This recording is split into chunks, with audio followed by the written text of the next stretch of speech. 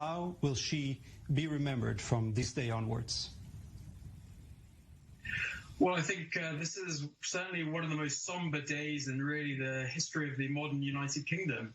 I think certainly the way that Queen Elizabeth will be remembered will be as the constant presence through a process of enormous change. The Queen, of course, her reign was over 70 years long, and during that period really oversaw a huge amount of change, not only within the United Kingdom, but also from the world itself. But if you look at it, certainly in the United Kingdom's context, we saw the rebuilding after the destruction of the Second World War. We saw the sort of end of the British Empire and the emergence of the Commonwealth. We saw the UK joining the sort of European nations that ultimately became the European Union. And of course, we saw the UK withdrawing from the European Union. And then very recently, we saw the Queen during COVID times. And I think that certainly provided a huge amount of comfort to the nation, knowing that in this very difficult and sort of traumatic period, actually the Queen was there as a presence to sort of guide the nation. So I think certainly that's the way that she will be remembered in the United Kingdom context. But I think also it's important to remember her sort of as a global icon itself.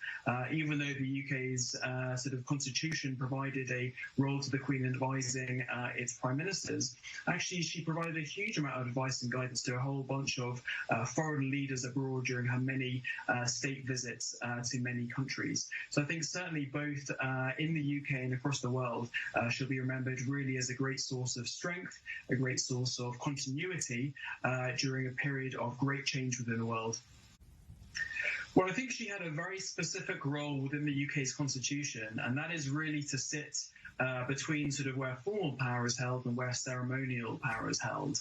And I think really, she did that in a very particular way that really reflected the way that she was brought up, and particularly the experiences that she had as a very young child in dealing with King Edward, who was her uncle, who really had a very sort of tumultuous period in his brief period of rule due to what was seen as sort of political involvement. So I think really from that time, we saw Queen Elizabeth have a very certain view about the way that she was going to, rule over the United Kingdom. And I think really because of that, she's had a very conscious awareness of not trying to overstep into where sort of formal power should be held by democratically elected politicians. And I think really, she has sort of managed that, and those around her have managed that very, very carefully.